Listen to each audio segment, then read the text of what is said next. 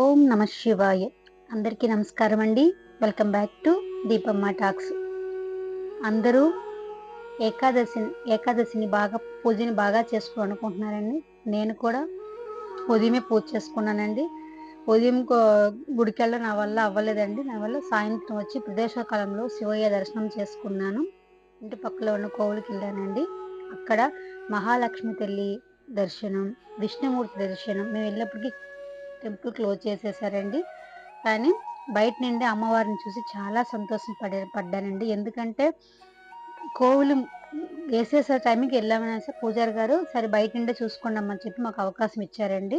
దానికోసం చాలా హ్యాపీగా ఫీల్ అయ్యాను నేను. అదే అంటారు కదండి, శివయ్య దర్శనం ఇవ్వాలనుకుంటే ఎలాగైనా ఇస్తాడండి. అలాగే మేము వెళ్ళింది మహాలింగేశ్వర ఈశ్వరుడండి. ఇక్కడ శివ కుటుంబం అంతా ఉంటుందండి. శివుడు, పార్వతి, కుమారస్వామి, విఘ్నేశ్వరం, బ్రహ్మ, విష్ణు, మహేశ్వరులు అందరూ ఉంటారండి. ఇక్కడ చాలా పీస్ఫుల్గా ఉంటుంది. చాలా పెద్ద గోపురం ఆవరణ చాలా పెద్దదండి. ఇంకా పై అంతస్తులకు కూడా కోవిల ఆవరణ ఉంది. కానీ నైట్ టైంలో ఎక్కువ పైకంతా వద్దని, అంటే బాగా వర్షం పడుతుందండి. బయటకంతా వెళ్ళలేని పరిస్థితి వర్షం మాకు. దానివల్ల పైకంతా కొంచెం నీళ్ళున్నాయమ్మా, వెళ్ళొద్దు అని చెప్పున్నారు. దానివల్ల కిందే దర్శనం చేసుకొని స్వామికి దండం పెట్టుకొని దీపం నైవేద్యం పెట్టి స్వామికి దీపారాధన చేసుకోనండి. కోవిలో ఎవ్వరూ లేరండి. మా ఫ్యామిలీ, ఇంకో ఫ్యామిలీ రెండు ఫ్యామిలీ ఉన్నాం.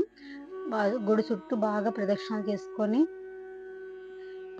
శివయ్యని బాగా కళ్ళు నిండుగా శివయ్యని చూసుకున్నానండి. ఈ గుడికి ఒక విశేషం ఉందండి. ఇక్కడ మన గోత్రనామాలు, మన నక్షత్రంతో శివుడికి అభిషేకం, పూజ చేసుకోవచ్చు. ఇక్కడ తమిళ్లో రాసిన చూసారా? ఇదిగా మన గోత్రం కాదండి, మన నక్షత్రం. మన నక్షత్రం ఏది ఉంటే ఆ శివలింగాన్ని మనం పూజ చేసుకోవచ్చు. ఆ ఫెస్టివల్ ఇక్కడ చెప్పాను కదండి. మనం పైకి వెళ్తే పైన ఫుల్ నాగబంధంలో శివారు ఉంటారండి. ఫుల్గా శివలింగాలండి. చాలా బాగుంటుంది మీద. బట్ నైట్ టైం కాబట్టి నాకు ఆ పాసిబుల్ లేదు. ఇంకో టైం చూపిస్తానులేండి. ఇదిగోండి ఇక్కడ ఉత్తరాభాద నక్షత్రం రాసి ఉందండి. ఉత్తరాభాద నక్షత్రం నా పెద్ద కొడుకుదండి, నా దినేష్, మా బాబుది. ఎప్పుడు నేను అభిషేకం చేసినా ఆ కోళ్ళు చేయిస్తాను. ఇవి 3 పైన గోపురాలండి. అంటే పేర్లు రాసి ఉంటాయి అనమాట. ఈ నక్షత్రంలో ఈ అభిషేకం చేయాలి, ఈ నక్షత్రం మీకైతే ఈ అభిషేకం చేయాలనేసి రాసి ఉంటుందండి. దాని ప్రకారం మనం చేసుకోవచ్చు. ఈ శివయ్య ఆలయం చాలా బాగుంటుందండి. ఫుల్ అవుటర్లో ఉంటుంది అనమాట. ఇది చాలా పీస్ఫుల్ మైండ్ ఉంటుంది. దానికి వేరే వర్షం పడిందండి, జనం ఎవ్వరు లేరు. పీస్ఫుల్ దండం పెట్టుకున్నాం స్వామిని. తర్వాత బయట అంటే కింద అమ్మవారి కోవిలు ఉంటుందండి. పైన శివయ్య ఉంటారు. గోపురం చాలా బాగుంటుందండి. పైన శివయ్య ఆకాశంలో కిందకి వచ్చారన్నట్టే కనిపిస్తుందండి. నేను వెళ్ళింది నైట్ టైం కదా, ఇంకా బాగుందండి. ఆ మబ్బులకి ఆ శివయ్య ఫేసు మంగళకరంగా ఉంది. ఆయన చూసే కొద్ది చూడాలనిపించే సుందరకరమైన రూపం కదండి ఆయనది. మర్చిపోయామండి ఆయన చూసిన కొన్ని క్షణాలు. ఆ గుడిలో కూర్చున్న చాలు అనుకున్నట్టుగా అయిపోయిందండి. చాలా బాగుంది.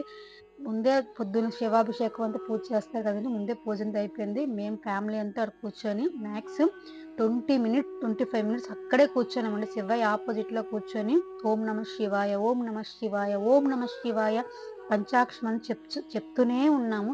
ఎన్నిసార్లు చెప్పినా ఆ నామం మనకి నోరు అనిపించదండి. చెప్పుకునే ఉండాలనిపిస్తుంది. అది శివయ్యలో ఉన్న మహత్యం. ఈ రోజుకి ఇదేనండి వీడియో. ఈ వీడియో మీకు నచ్చిన ఉంటే కంపల్సరీ ఒక కమెంట్, ఒక లైక్ చేయడం మర్చిపోకండి.